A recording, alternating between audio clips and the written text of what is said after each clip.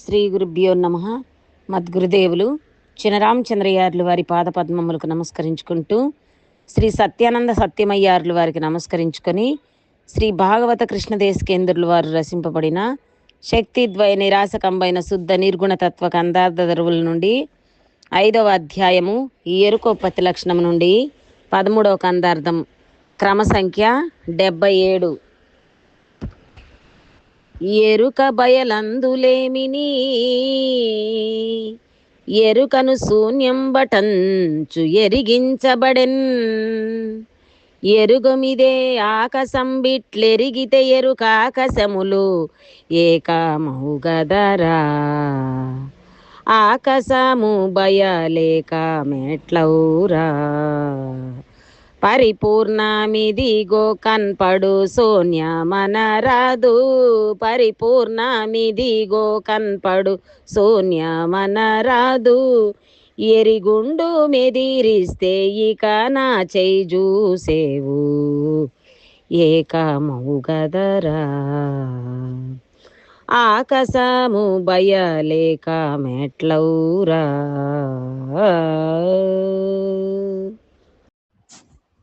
శ్రీ గురుభ్యో నమః. మద్గురుదేవులు శ్రీ శ్రీ పరమానంద శంకర నారాయణ స్వామి వారి పాదపద్మములకు నమస్కరించుకుంటూ, శ్రీమద్ భాగవత కృష్ణదేశకేంద్ర ప్రభువులచే విరచితంబైన శుద్ధ నిర్గుణ తత్వ కందార్థ దరువులు 5వ అధ్యాయము ఎరుకోత్పత్తి లక్షణములో నుండి ఈరోజు మనము 13వ కందార్థాన్ని విచారించుకుంటున్నాము. అయితే క్రిందటి కందార్థంలో ఆ గురువు శిష్యునకు సూచన చేసి ఏ విధముగా పలుకుచున్నాడు. కనరాని దాన్ని శూన్యంబని అనవచ్చును, కానీ బయలును శూన్యంబని అనరాదు.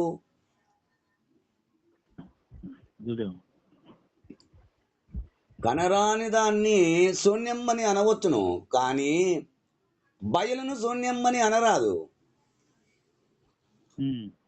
ఎందుచేతననగా అంతటా నుండి బయలు చలించక ఏకరీతిగా నిలిచియున్నది. అయితే ఇందులో కనుగొనుటకు ఎరుక లేదు.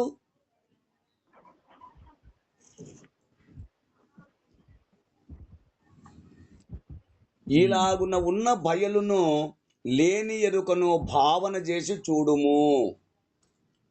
నాయనా కుమారా, చూచి ఎరుకను శూన్యంబను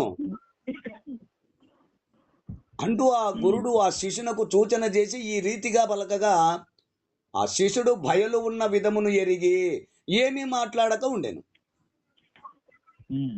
అంతటా ఆ గురుడు శిష్యును ఉద్దేశించి, కనవచ్చనా లేదా, కనుగొంటి లేదని అనరాదా? అనగా భావన రూపముగానే కనుగొనవలయును, భయం ఎందుకు? ఇదిగో అని బయలు ఉన్న విధమును ఎరిగించెను అంటూ మనము క్రిందటి కందార్థములో విచారించుకున్నాము. ఇక తదుపరి కందార్థము ఎరుకోత్పత్తి లక్షణం 5వ అధ్యాయము 13వ కందార్థము, అనగా క్రమ సంఖ్య 77. ఆ భయలాకాశముల ఆరోపితము.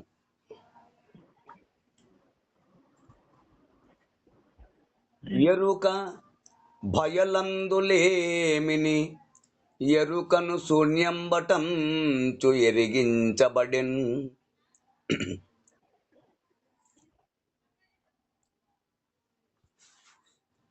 ఎరుక భయలందులేమిని ఎరుకను శూన్యంబటంచు ఎరిగించబడెన్. ఎరుగుమిదే ఆకాశం బిట్లెరిగితే ఎరుకాకాశములు ఏకమౌగదరా. ఆకాశము భయలేక మెట్లౌరా. పరిపూర్ణమిదిగో కనుపడు శూన్యమనరాదు. ఎరిగుండు మెదీరిస్తే ఇక నా చేయి చూచేవు ఏకమౌ గదరా. ఆకాశము భయలేక మెట్లౌరా. శిష్య, గురుదేవ, ఎరుక బయలందు లేమిని. ఎరుక భయలందు లేమిని. ఎరుకనగా గుర్తించే తెలివి. అయ్యా, సమస్తమును ఏదైతే గుర్తించుచున్నాదో ఆ గుర్తించే గుర్తు అనగా ఆ తెలివి, ఆ గుర్తించేదే తెలివి. ఆ గుర్తించే గుర్తు బయలందు లేమిని అంటే పరిపూర్ణమునందు లేకపోవుట. ఏది లేకపోవుట? ఎరుక పరిపూర్ణములో లేదు. ఎరుక పరిపూర్ణములో లేదు అంటే గుర్తించే తెలివే లేదు.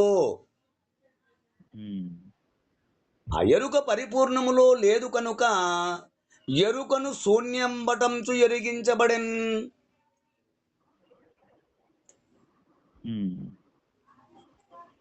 కనుక ఎరుకయే శూన్యమని తెలియపరుస్తున్నాను.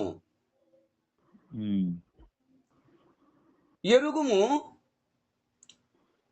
ఇదే ఆకాశము. గుర్తించుము నాయన, ఇదే ఆకాశము. ఈ సమస్తము ఆకాశ హంసము చేతనే తయారైనది అంటే ఏర్పడుచున్నది.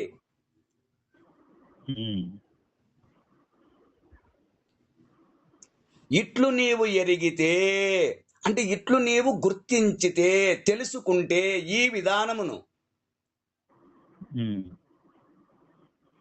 ఎరుక ఆకాశము రెండు ఏకమవు గదరా.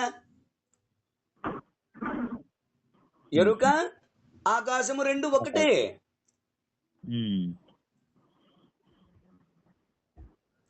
ఈ విధముగా అయితే ఆకాశ బయలును అచల బయలును గుర్తిస్తే, ఆకాశ బయలును అచల బయలును రెండింటినీ గుర్తిస్తే ఎరుక ఆకాశము ఒకటి అవుతాయి. ఎందుకు అంటే ఆకాశ బయలు అది భూత మిశ్రమ బయలే గనక.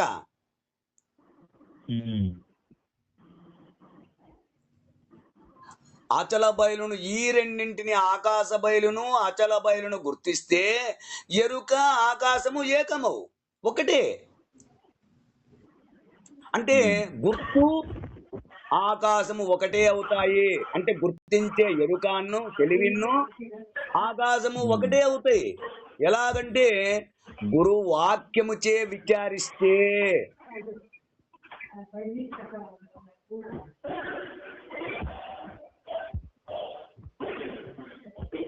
గురు వాక్యముచే విచారిస్తే ఉన్నది పరిపూర్ణము, లేనిది ఎరుక. కనుక ఆ ఎరుకను షోడశీ వాక్యముచే లేనిది అని చెప్పబడుతున్నది.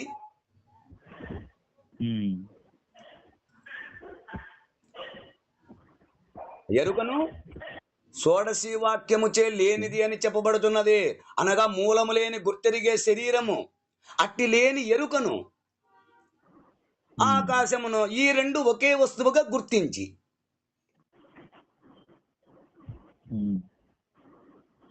ఇక ద్వాదశి వాక్యము అనగా ఏతన్మిథ్యా శుద్ధ వియత్ కిం ఛిన్నాస్తి అని చెప్పబడుతున్నది. అంటే ఈ విచారణచే ఎరుకను శబ్దమునకు ఆకాశమే వస్తువుగా చెప్పబడుతున్నది.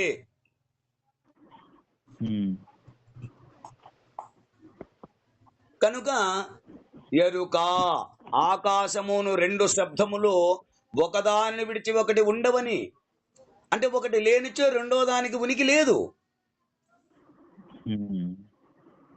కానీ ఆకాశము భయలేక మెట్లవురా.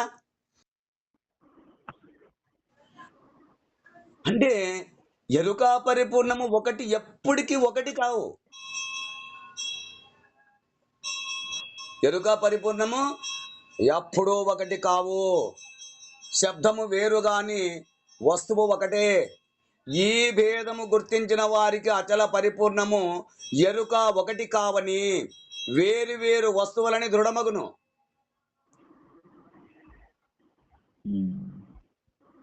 పరిపూర్ణమిదిగో కనుపడు. గురువాక్యము ద్వారా రెండింటి భేదమును గుర్తించి ఎరుకను విడిచిన వారికి పరిపూర్ణము స్వతసిద్ధమై ఉన్నది. శూన్యం అనరాదు. ఎందుకు? స్వతసిద్ధమై ఉన్న పరిపూర్ణము లేదని అనరాదు.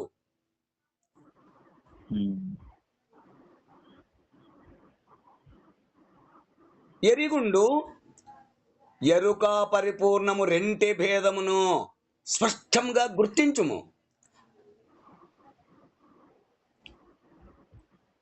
ఎరుక పరిపూర్ణము రెండు ఒకటి కావు. ఎదిరిస్తే అంటే కాదని అంటే ఇక నా చేయి చూచేవు.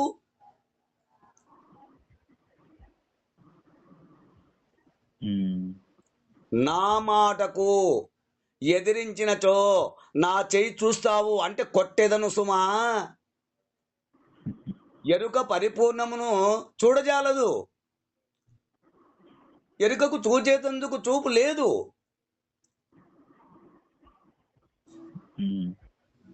అంటే ఇక్కడ ఏమైపోతున్నాడు? ఆ శిష్యుడు మౌనం ధరించున్నాడు, భయపడిపోయాడు. నాయనా బిడ్డ, నా మాట కాదని అంటే నా చేయి చూచే కొట్టేదనని చెప్పానే గాని కొట్టానా నాయనా నిన్ను? నీ మంచి కోసమేను.